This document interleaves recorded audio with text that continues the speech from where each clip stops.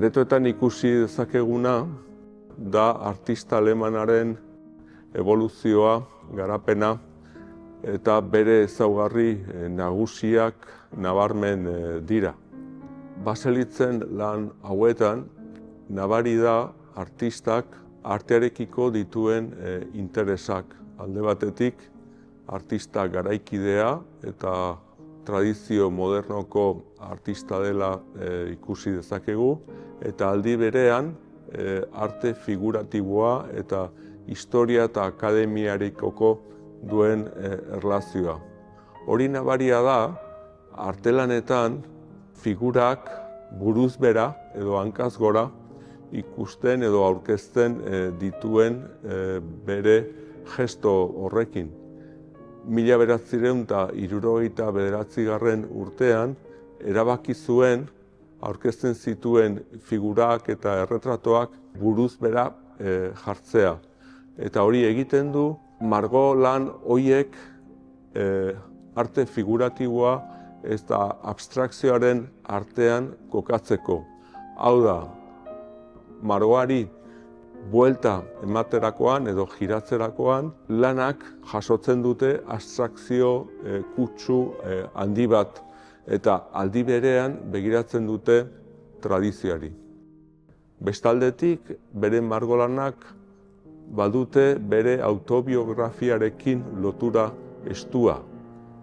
Agertzen diran kuadroak, bai bere autorretratoak izaten dira askotan, eta horrela ez denean bere bikotearen erretratuak izaten dira.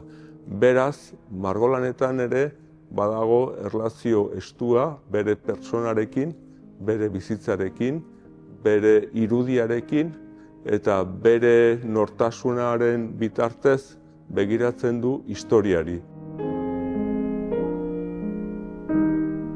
El encuentro en esta exposición con obras de arte antiguo de la colección del museo, obras creadas en contextos muy diferentes, religiosos, morales o políticos, evidencia cómo el artista alemán comparte con ellas una profunda reflexión sobre el cuerpo, la violencia y la fragilidad humana. Al colocar juntas estas obras en la exposición, se propone una lectura no lineal de la historia del arte. No se trata de establecer influencias directas, sino de activar resonancias. Los cuerpos tensos de Baselich encuentran eco en las figuras atormentadas del Greco o Goya. En este disparate volante de Goya, el vuelo se asocia a la pérdida de control y a la huida hacia lo desconocido. Situada junto a las obras de Baselich, la escena adquiere una sorprendente actualidad. Ambos artistas comparten una visión profundamente crítica del ser humano y utilizan la deformación y el desequilibrio como herramientas expresivas. Su interés por la imagen como presencia física, casi material, dialoga con la austeridad extrema de Zurbarán. Y su tratamiento crudo del deseo y la violencia conecta con la Lucrecia de Cranach, donde belleza y muerte se entrelazan. Cranach representa aquí a Lucrecia en el instante inmediatamente anterior a su suicidio, combinando belleza y tragedia en una imagen de fuerte carga moral. La cercanía con la obra de Baselich intensifica el carácter incómodo de esta escena.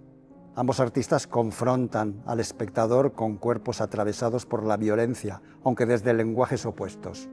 Mientras Cranach construye una imagen clara y narrativa, Baselich fragmenta, distorsiona y niega cualquier lectura heroica.